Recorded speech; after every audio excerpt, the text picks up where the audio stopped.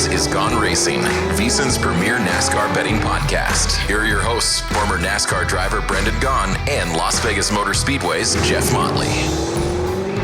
That's another edition of Gone Racing. And Brendan, I mean, we're wrapping up one of our busiest weekends, probably our busiest week of the year on Las Vegas, and we're going to turn our attention to Homestead-Miami Speedway. But other than maybe the last 10 laps when Christopher Bell turned into a rocket ship, this was Kyle Larson's day. No, absolutely. Kyle Larson, and we talked about it. Kyle Larson and the Hendrick Chevrolets, how strong they've been at these style racetracks. He really had a great day. But, you know, for us, it was a busy week, man. Vegas had a Raider game. We had a Knights game. We had, PGA event. We had all these things Ace in town. Playing, UNLV's playing. You know, it was a busy weekend. And for me and you, of course, this weekend always is one of those that we love to see it go. But, man, this town, you really think about what this town has become racing-wise. And just to wrap up kind of our Vegas weekend, so exciting to see everybody at the Speedway, at the South Point, all over town. This town has become, I mean, we got Formula One coming in a couple weeks. You guys got a drag race here in another week at the Speedway. This town and motorsports, man, it's intrinsically tied nowadays. Well, and, you know, we talked on this show a couple times about the charity event we did at the South Point, the blackjack tournament. I'd like to let everybody know we actually made $38,000 on the Brendan Gaughan Celebrity Blackjack Tournament. I think it was a home run, and the only bad news for you is we're probably going to do it again next year. Well, and let's not forget, who was the first one out? But you also were having to sit in for poor Daniel Hemrick, who got stuck behind Kamala Harris's airplane. It was so funny. Everybody's there, everybody's on time, and we're standing backstage, and I get a text from Daniel, and it's a motorcade going by, and he goes, "I'm stuck on the tarmac," and I go, "Well, it's okay, you'll be fine." I didn't realize it was Kamala Harris's motorcade. And so we're getting ready to start, and I had to fill in for Daniel Hemrick to start, and he goes, "I feel better about winning it with you starting." And I said, "Yeah, you haven't seen me in Las Vegas play blackjack in my life. I've been born and raised here. I've lost more money at a blackjack table than every single guy in that room." So I made sure I busted out for Daniel in the first round. I was first one out of the Brendan Gaughan Celebrity Blackjack Tournament. And I know they're not a sponsor of our show, but a little pat on the back to Nevada State Bank, who won and then donated the $5,000 back to the charity. So that was awesome for them. So, but hey, we got to talk a little bit about what happened on the racetrack. And it was Kyle Larson. He punched his ticket into the Final Four. I think he's probably been one of the two or three guys we put at the top of the list as a favorite all year long. But goodness gracious, Christopher Bell, he was all over him there on those last few laps. He really, really was making up some ground. Yeah, at the end, C-Bell was coming, but 133 laps led for Kyle Larson. Christopher Bell made a heck of a run right there at the end. I mean, on his bumper, Kyle had to block him to win the race. I mean, Kyle, it was that close. But I think right now, Hendrick Motorsports, and it will foreshadow this week, Kyle Larson is the reigning winner of the Homestead race. But right now, if I'm Chad Knaus, if I'm Team Hendrick, if I'm those guys over there, I'm looking at that 5 team going, "Boys, don't you worry. We're going to work on your Phoenix stuff right now." So Larson may be great here, but it may make me kind of go, I might take a break. Well, that's the thing. There's no bonus points. There's no playoff points now. It's just go for it when you get to Phoenix. Well, let's see how Larson did. He was a plus 450 to win. He was a plus 120 for a top 3. He won Group A at plus 235. Somebody here may have picked him for that.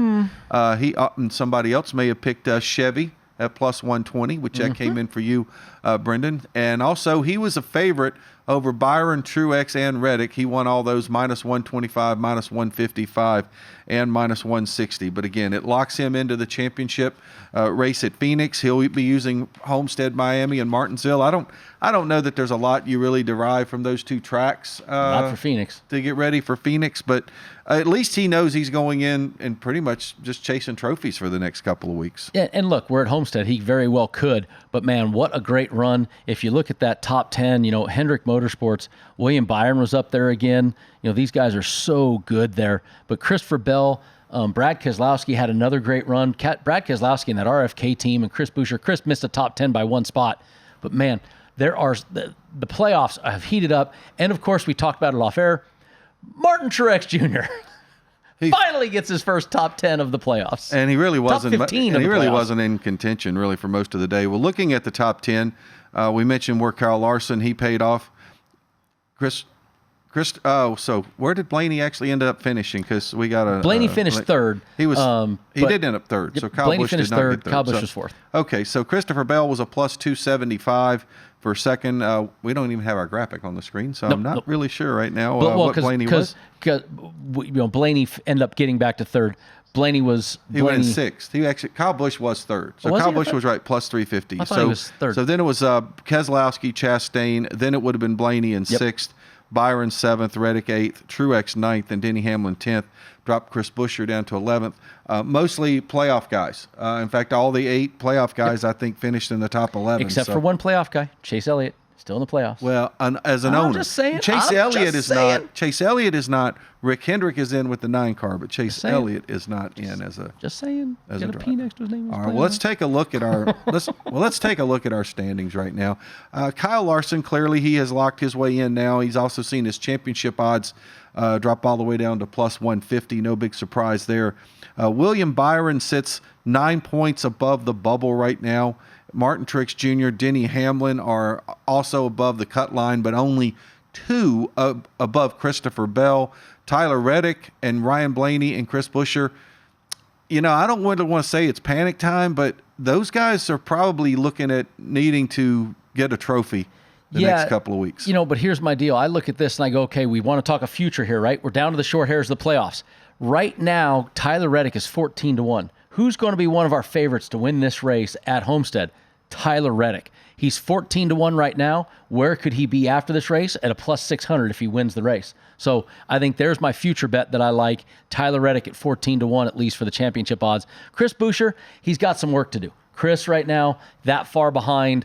11 points and he lost that much. And he 11th place finish and he lost that much ground to everybody. So that's why stage points matter. That's why all these things matter. Chris has got his work cut out for him. I'm not saying he has to win to get in, but he definitely is looking at this week going, I've got to get all these points. All right, I'm going to ask you a weird question, and you tell me if I'm totally off base when I ask you this. If you're Kyle Larson right now, you know that there's going to be 3 other guys you've got to race against in Phoenix. Do you race a guy maybe a little harder that you hope doesn't make it to Phoenix because he could be a challenge to you, as opposed to, all right, let's say take Martin Truex Jr., who's been struggling for the last 2 months. Do you kind of say, well, I'll let Truex go. I'm not going to race him as hard because I'd rather Truex get in there than Bell or Byron. Well, Byron's his teammate, or Hamlin. So what? Here's my thing. We've talked about this a lot. Here's my thing. If I'm Larson, I don't change the way I race. Right now, I may be having my mind maybe sitting a little bit more into Phoenix right now, going, I know I'm good. But what I do if I'm Kyle Larson, I put you keep your foot on their throat.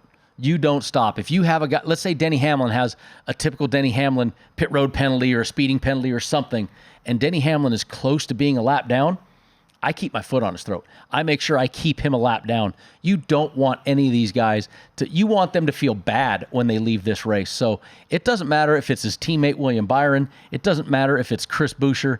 If you got a chance right now to put a guy a lap down because he's had a mistake, something's gone wrong, you keep your foot on that accelerator and you don't play, I'd rather race Buescher or Blaney than Truex or No. You just see red. If you have a chance to put one of these playoff guys down a lap, you take it and you make sure you keep your foot on their throat and make sure that they feel that pressure. Well, and you talked about pit stop mistakes. One of the things that we feel like this entire year has held Christopher Bell back was pit stop mistakes. We saw on Sunday when his team was flawless on pit road, they didn't have any of those type mistakes, what he's capable of doing. That's a guy there who, if he gets to Phoenix, could be dangerous. He could be very, very dangerous. Yeah, but what team had the biggest penalty of the day? I believe it was Denny, wasn't it? Nope. Joe Gibbs Racing with Ty Gibbs losing the wheel. With Ty Gibbs, but so, that was not I guess it was a pit road penalty if they didn't get it tight. That's a pit road penalty because they suspended the changer and the hanger, or the jackman and the changer. So, a Joe Gibbs Racing team with a massive penalty. Now, it was on their non-playoff guy, but that right now, Joe Gibbs Racing they have one of the best teams in the business. I don't get it. I don't understand why they put that much pressure on these things and make these many mistakes. And you definitely don't want it now. There's no recovering now. Well, looking ahead, we know this week we got Miami Homestead. Then we're going to go to Martinsville. I like the name of it, by the way. The Forever 400. I guess that's giving Kevin Harvick a little bit of a nod there. And then we go to the shortest track on the circuit, Martinsville, before the finale in Phoenix. You know, and you talked about this a little bit off the air. We're going to Homestead. It's a 1.5 mile, high-banked oval, but it's a unique racetrack to anywhere we go. Homestead is the only oval that is actually an oval, right? I mean, if you look at Vegas, you look at Atlanta, you look at Charlotte, Texas, they're not actually ovals. We call them D-shaped ovals, right? Tri-ovals, D-shaped ovals. Vegas, do you know the reason for that, correct? But more grandstands. Well, it wasn't so much more grandstands, but when Daytona was the first one because Darlington had the long straightaways. Yep. When they built Daytona, they realized that if you built the tri-oval like that, then people could actually see the cars go by everywhere. Yep. Because if you're sitting down at the entrance of turn 1 at Homestead, you don't see them. It's hard to see turn 4. Absolutely. Or if you're sitting near turn 4, it's hard to see turn 1 because of the way the grandstands and the track is shaped. So it makes this a totally unique 1.5 miles, which is always why it was fun as the last race, because no matter what homework you did, it's always been different. And that spot off of turn 4, Motley, that spot off of turn 4 has been... there's just a magic spot there that everybody gets super loose. It becomes so difficult.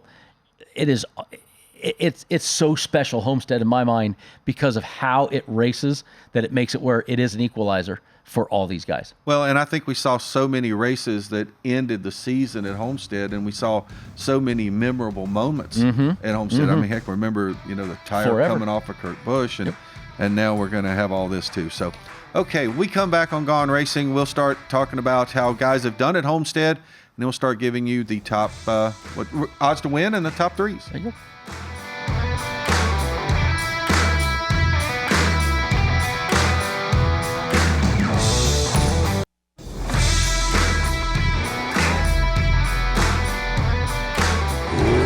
This is Gone Racing, VSiN's premier NASCAR betting podcast. Here are your hosts, former NASCAR driver Brendan Gaughan and Las Vegas Motor Speedway's Jeff Motley. We're talking all things Homestead-Miami Speedway. This weekend's Forever 400, and forever, the guy who has the Forever logo has been the guy at Homestead, which is amazing. He's only won there once. Do you want to run off his statistics there? Yeah, look, we got how everybody's doing there, right? Everybody at Homestead, we've got the track records we always have. Well, Kevin Harvick, you always say, what has he done for me lately, right?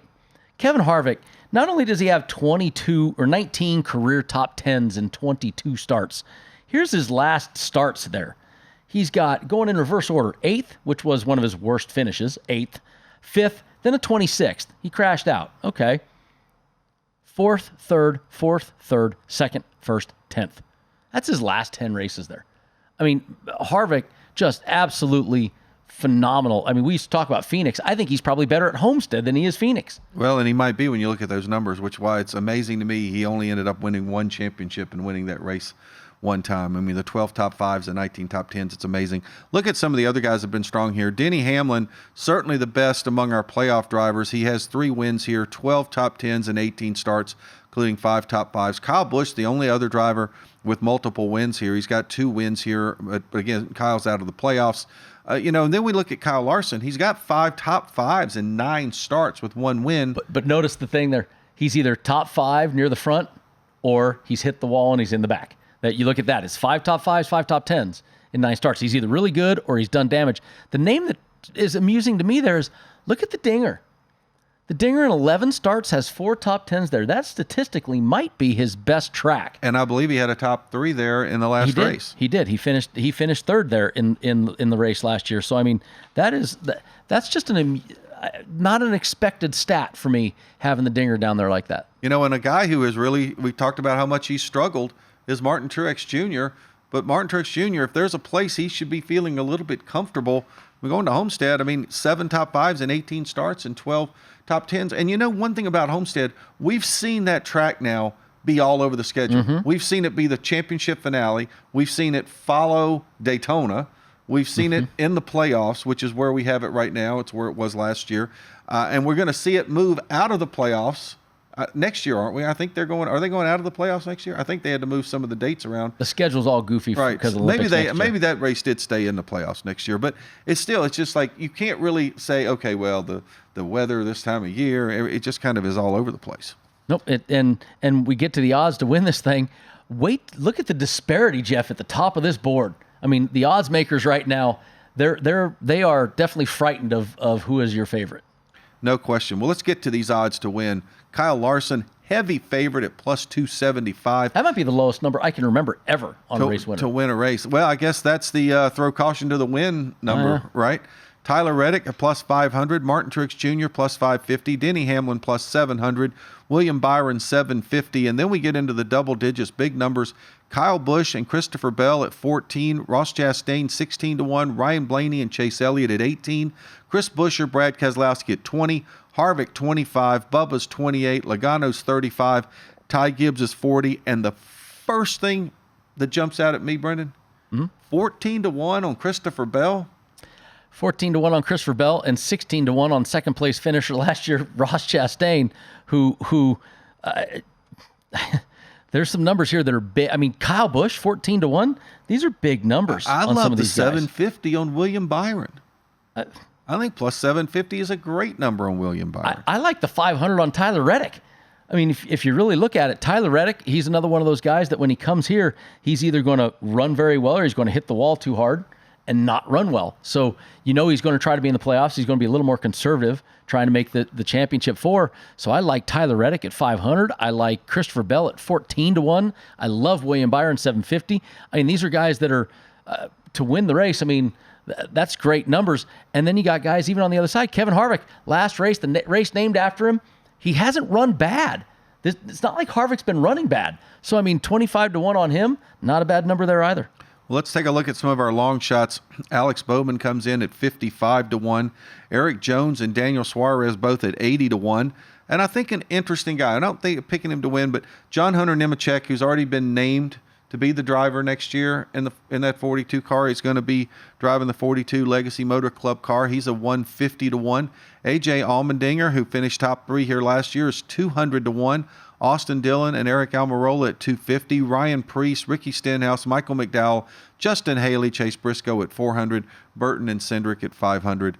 And I continue to shake my head the fact that Austin Cindric, who 2 years ago was so dominant in the Xfinity Series and driving a Penske car, is 500-1 on a mile-and-a-half track. I can't even wrap my head around that. I still struggle how they got this done, that John Hunter is able to – he's still in the championship hunt for the Xfinity Series. He's one of the favorites. He's going to go into a Chevrolet with 2 races or 3 races to go. I cannot imagine what happened on the contracts on that. But 151 on John Hunter, that's neat to see. But A.J. Allmendinger, we just talked about it, finished 3rd in this race last year. Finished 3rd, got stage points. 102.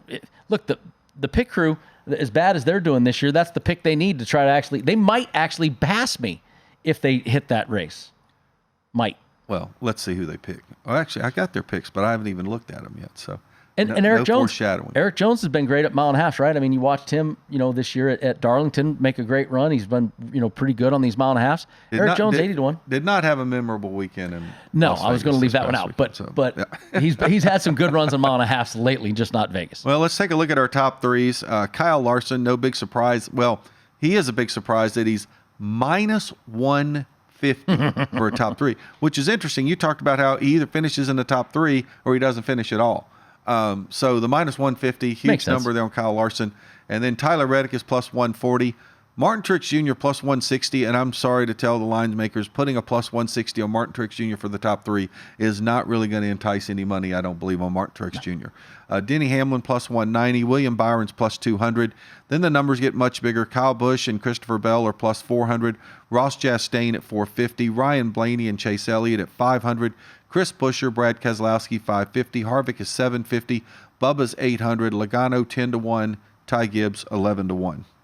You're telling me though I got a Christopher Bell at plus 400 right there. I mean, that's a really nice number. Even a Chase Elliott at 500 in a Hendrick Chevrolet. We just saw how strong the Hendrick Chevrolets were. I was hoping Byron might be a little higher than plus 200. I might have jumped on that. But then you go down to the Kevin Harvick number we talked about, plus 750. Fords have been great.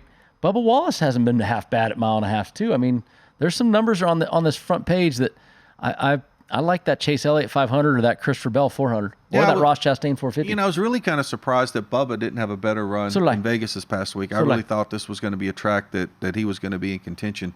All right, let's look at some of our longer shots to get top threes, and maybe this is where you can see some value because, like you said, last year we had kind of a surprise in there that A.J. Allmendinger snuck in there and got a top three, and I'm sure that was a big number last year. Alex Bowman's 12-1, Eric Jones, Daniel Suarez at 20-1, John Hunter at 40-1, Allmendinger 45, Dillon and Almirola 50, Priest, Stenhouse, McDowell, Haley, and Briscoe at 80, and then we got big numbers on everybody else. Yeah, Austin Dillon, 50-1. I'm just trying to check out his stats there because he's won championships at that track a couple times, so he likes it. But he has really, I think, had a disappointment. He struggled this year, and it started out really strong and hasn't been well after that. It scares me a little. But I like that Dinger 45-1, or I like that Eric Jones 20-1. Those are two numbers that, to me, kind of stand out really quick. Even in Alex Bowman, it's a Hendrick Chevrolet. I know we don't talk about him. You and I have talked about this. Alex Bowman disappears, but when he shows up and wins a race. So at 12-1, that's a really good top three number for Bowman.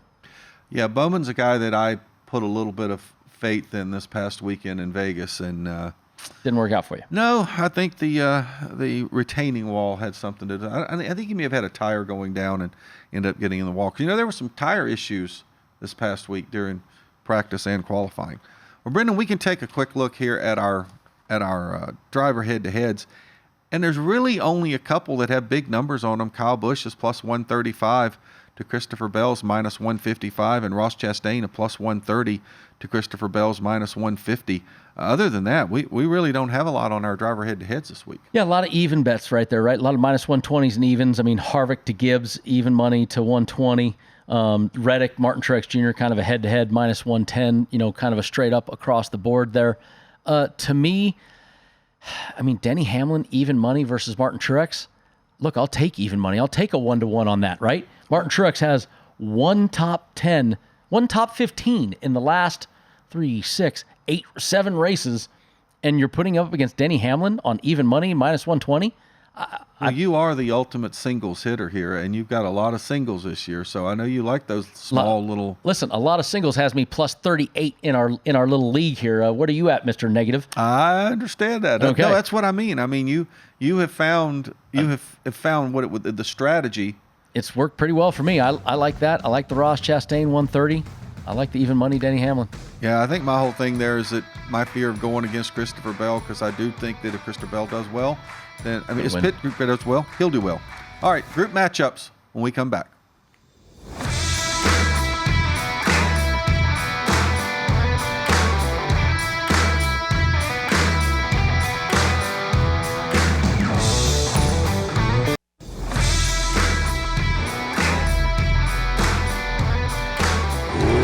This is Gone Racing, VSiN's premier NASCAR betting podcast. Here are your hosts, former NASCAR driver Brendan Gaughan and Las Vegas Motor Speedway's Jeff Motley. Want to rewatch any part of today's show or any past show? Check out the Gone Racing podcast. It's free and available now at VSiN.com/podcasts or wherever you get your podcasts. We give you all the latest news, odds, and everything you need to know to head to the betting counter before each NASCAR Cup Series race. And while you're there, catch up on every other VSiN show as well. That's VSiN.com/podcasts. Brendan, nothing like finding your read about a 0.3 of a second about the time of separation between first and second in qualifying to read the promo. I love us. But hey, professional and professional. He's doing the countdown, and Motley's flipping pages, and I'm looking over here like I don't got it. Yeah. And he says go, and right as he says go, Jeff's like, and here it is. Well, I knew I had it here somewhere. I just didn't know where I'd gotten it. That's lost awesome. In this Love shuffle of papers here. So. Professionally and professional. Okay, That's us. well, we love it. There we go. We embrace it. Okay, Brendan, it's group picks. And you know what? We got some pretty cool numbers this week, I like actually. It. I'm actually loving the groups this week more than normal. You are going to find out that there is one guy noticeably absent from the groups. And that's our race favorite. The guy that's 225 to win, because what are you going to put him at in a group? Plus 50? Exactly. So let's take a look at Group A. Martin Truex Jr. is your favorite at plus 240. Tyler Reddick plus 265. Denny Hamlin and William Byron plus 285. And Brendan, I'm not quite sure why Truex is the favorite in this group at plus 240. Yeah, neither am I. I mean, I'm trying to look at some stats. I mean, yeah, Truex is good here, but not that much better than those guys. I mean, but he also has struggled mightily. I mean, the guy, he has not finished in the top 8 in a race in like 2 months. Denny Hamlin has a better average finish in the last 10 races. Denny Hamlin, I don't get that. And what I look at is one Chevrolet versus 3 Toyotas. And that one Chevrolet happens to be Hendrick Motorsports. That one Chevrolet happened to win the last mile and a half. That one Chevrolet happened to, already have one car in the finals. So you know that they are going to be putting a lot of emphasis onto this remaining car. I really like, he's tied as the dog, but I like William Byron there or Tyler Reddick. I don't understand why Martin Truex is the dog. I'll take that out and make it a 3-man horse race any day of the week. Well, and that's exactly the way I'm looking at it. I look at it as a 3-man horse race, and I can see why you can make a case for those 3. But I mean, you give me William Byron at 285, the way he's run on mile and a half, and he's hot. And I mean, he didn't run quite as well in Vegas last week as he normally does, but goodness gracious, plus 285, that's a great number. All right, let's take a look at our Group B. Christopher Bell is a favorite at plus 230. Ross Chastain at plus 260. Kyle Busch plus 270. Big number on Ryan Blaney at plus 320. Yeah, this one right here I'm looking at, and I start the Christopher Bell. I think obviously for you and I, we think the same thing there, that he should be the favorite. Blaney 320, the Ford's just not been very good at these places this year, except for the RFK Fords. So I look at this.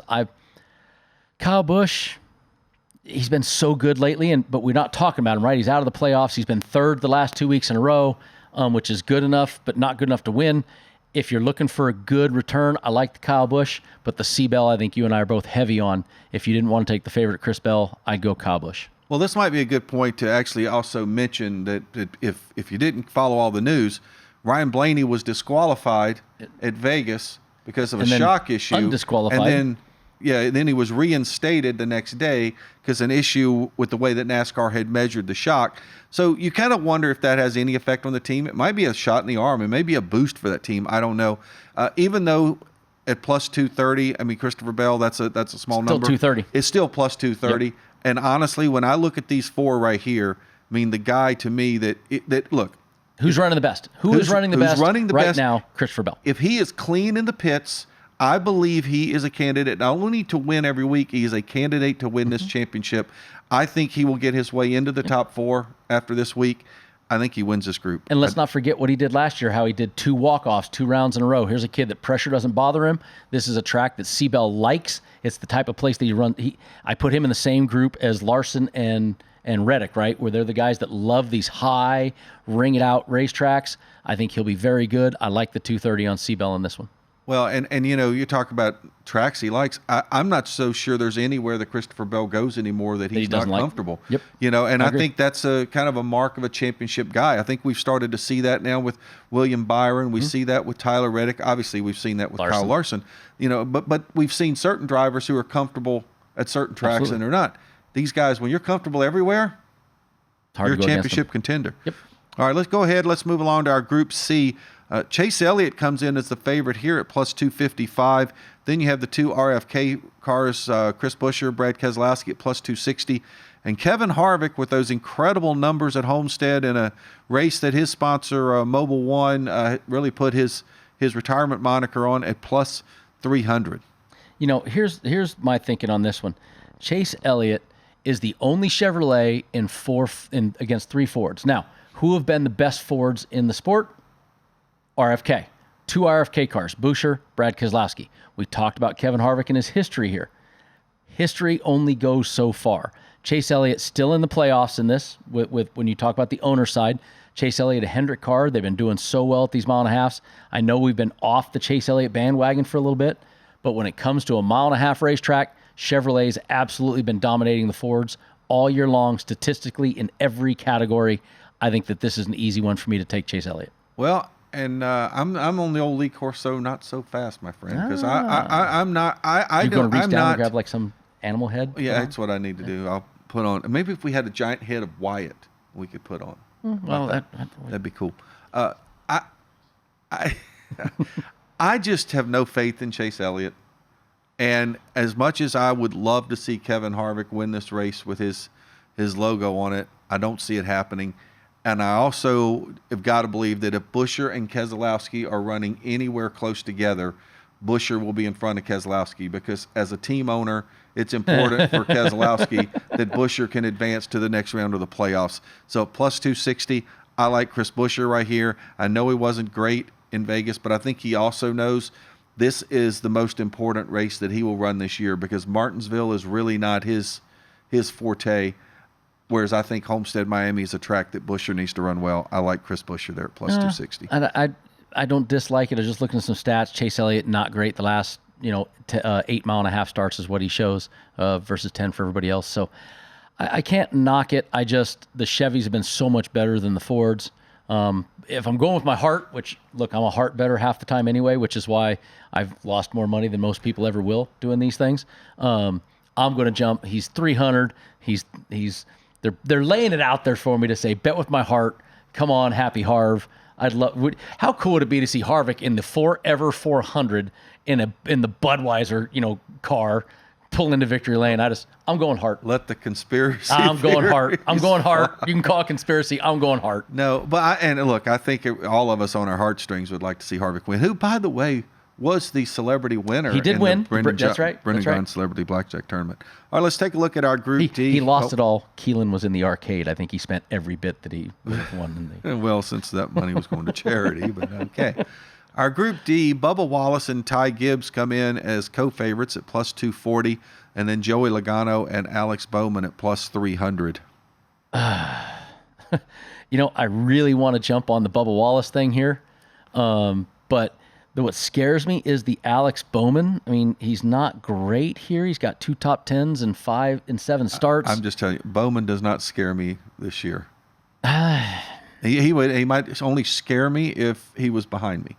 Well, that I'm telling you, just that Hendrick thing. Gibbs was good last week, but the pit crew let him down. Logano, they have not been good on the 1.5 this year. I look at some of these things and go, man, the group. Here's the group, Jeff, you and I always talk about, right? What do we say? There's always at least one group that you and I both go. And this is yours, huh? This is mine today. I've got 2 Toyotas, a Ford, a Chevy. The 2 Toyotas that both are out of the playoffs. Both are running for their own personal reasons. Both are trying to do, great things. They're the favorites. You got Logano. The Fords haven't been good. Yes, he's won championships here. Yes, he's been good here. But I got no feel on Logano right now. And then you got Bowman, who, this is my. Well, I think my negativity, I have a lot of negativity toward 3 of the 4. I don't have that level of negativity toward Bubba as much as I'm with you. Bowman, he hasn't shown me anything. Logano struggled in the 1.5. Gibbs, it just seems like something goes wrong every week, kind of like what we saw. So I like Bubba in this group. All right, we'll take a look at Group E before we go to break here. Hold on a second. Oh, hold on. Bubba Wallace, 9 starts here. 9 starts, 4 top 5 finishes in the last 1.5 in the last 10 1/2, not Homestead in particular, but 3rd at Fort Worth, 4th at Charlotte, 4th at Kansas. That's this season. 4th at Vegas this season earlier in the first race. I didn't want to just. Well, and I think he has gotten himself really comfortable on these 1.5 tracks. He's got a win at Kansas, I think, last year. Didn't win it? He won at Kansas last year. So jump on that bandwagon. I feel good about. I just had to look up stats for you. I feel good about Bubba Wallace in that one. So, okay, we come back on Gone Racing. We've got that'll be our final segment. We've got a couple of groups to go, manufacturers, and give you our picks.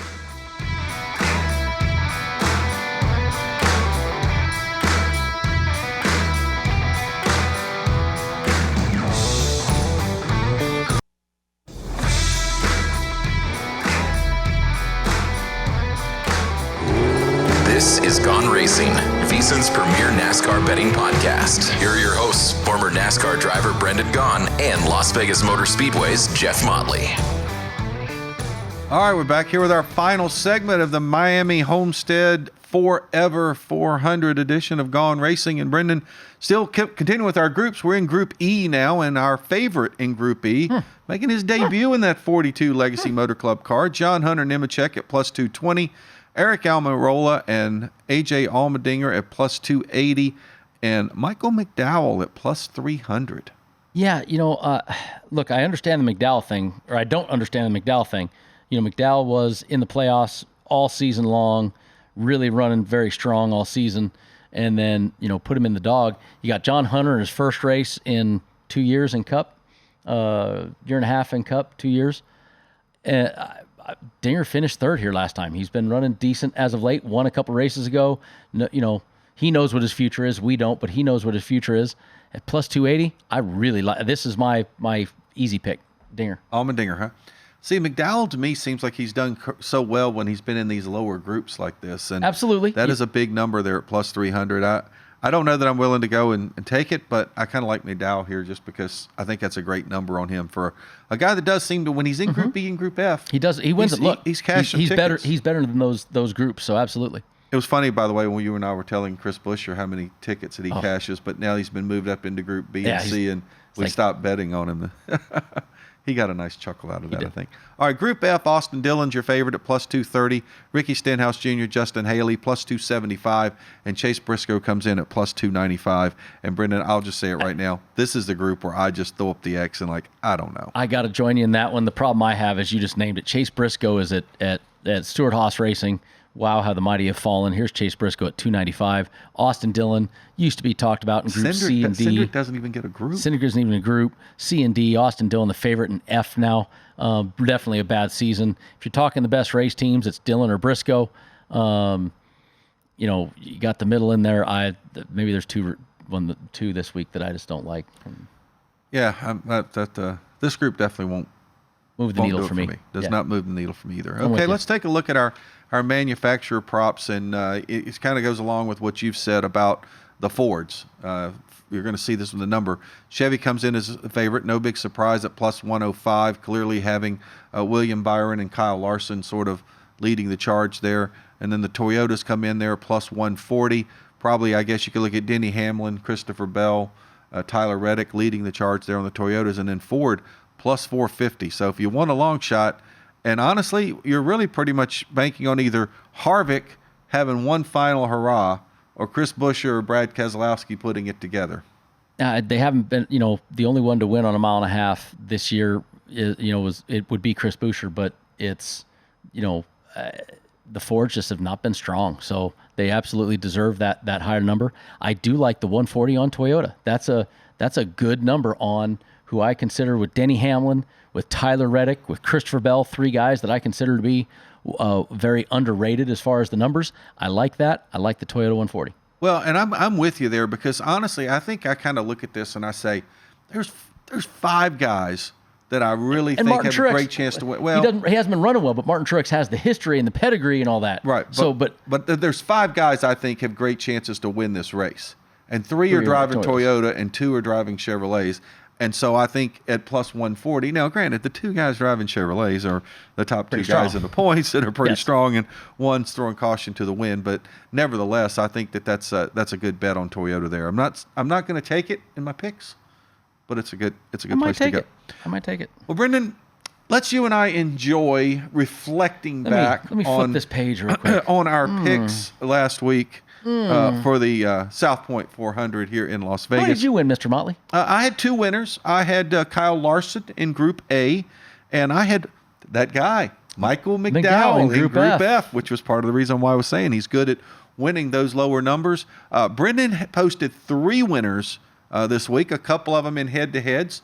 Reddick over Hamlin and Harvick over the tireless tireless. You see what I did there? See what I did there? Good pun. And then, and you were very, very confident in your pick on the Chevys to win at plus 120. I know that one was one last week. It was the favorite, and I said I'm taking the favorite. 120. It wasn't enough. It wasn't low enough. Right. So I jumped on. Kyle Larson was 450 to win. You probably should have just taken him to win. You had better numbers. But the pit crew, they did win Group D. They had Logano. So they weren't. They minimized their negative number, which that's you gotta love. You get a winner in Group. You get a Logano winner in Group D, and he didn't even finish in like the top 12. Yeah, we're getting hanging Chad calls from Isaiah here. 2.2, 7.2 minus 2 is 5.2. What do you mean? I don't understand his math, but okay. Maybe Wyatt. I don't know. I'm not looking at it that close. Wyatt's trying to play Einstein on us over here with the theory of relativity. Oh, it's 2.2, not 2.4s. Yeah, it's plus. Yeah, I see the math. I see what you say. Okay, so we're going to take 0.6 of a point off your score. Yeah, we're going to have to take a little bit away from me. And trust me, I don't think it's going to. Isaiah, the boys in the back of the booth, Wyatt, who you used to be able to see all the time, Wyatt just said he's catching up to me now because of this new math recount. Yeah, instead of being there he is. There he's cheering for it. There he is. All right. Instead of being 62 laps down, he's 61 laps down now with 30 laps to go in the race. So he needs that AJ Allmendinger 200-1 to win this baby, and he might catch me. Yeah, so we'll see how that works out. Yeah. Speaking of which, it's time to get to the picks, and I have the pick for picks. And guess what, Brendan? They did not swing for the fences here to try to catch it all up. So they're doing a little bit of base hitting here. Okay. They are taking Denny Hamlin over Martin Truex Jr. They have William Byron to win Group A. This is going to go very badly for me because I think I've got some of the same picks they do. Yeah, good weekend for me. Christopher Bell to win Group B. Brad Keselowski to win Group C. And they have Michael McDowell to win Group E. I have a feeling I'm going to have a very good week this week. Well, I'm going to agree with them on a couple of these picks, but my first pick I have, Christopher Bell for a top 3 at plus 400. Then this is where I'm coming in agreement with our pit crew. I'm going with both William Byron to win Group A as well as Christopher Bell to win Group B, but I'm going to go head-to-head against the pit crew in Group C with my theory that why on earth would Brad Keselowski want to finish in front of Chris Buescher? So I'm going to take Chris Buescher in Group C. We know that there's a little bit of bias with Wyatt and his love of Brad Keselowski, and I'll tell you after the show, but Brad Keselowski really endeared himself to our racetrack and our company this week. And I mean, Brad's seriously, he was Brad's amazing. fantastic. And then my fifth pick, can't even count here, professionally unprofessional, Brendan. There you go. I'm going to go Bubba Wallace in Group D. I like the Bubba Wallace pick for Group D. So there you go. Well, so we're only going to have one for the same for me. I am actually going to swing for a fence here. I'm going to take a race winner. I am going William Byron plus 750 to win this race. The Hendrick Chevrolets, all the stuff I talked about all show long. I'm just going to put Byron in there. He's just been too strong and runs too well, and that team runs too well, and I think they're going to put a lot of emphasis there. I am going to join you on the Christopher Bell top 3. I do like the C-Bell top 3 at 400. That is enticement right there by DraftKings, so I will take that one.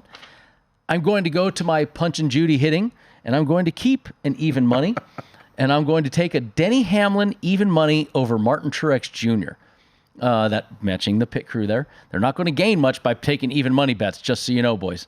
So that's a little tough. Then I'm going to take one group with Group E, and I'm going to go AJ Allmendinger in Group E. I'm going against you guys with that one. I think the Dinger's been too well there, and I had 2 different things circled. I had a Chase Elliott Group C, and I had a Kevin Harvick top 3 because I wanted to go with my heart with Harvick. Remember I had a rule earlier about taking Chase Elliott till he wins something. That's the only thing that hadn't really worked out for you this year. I changed it. I'm going Toyota plus 140. I thought you might. I'm going Toyota. I like that 140. I like Byron to win, but I do like C-Bell, Denny Hamlin, and Tyler Reddick. So I'm going to take the Toyota bet. Well, there you have it. Well, we got about a minute to go in our show. Did you enjoy racing at Homestead?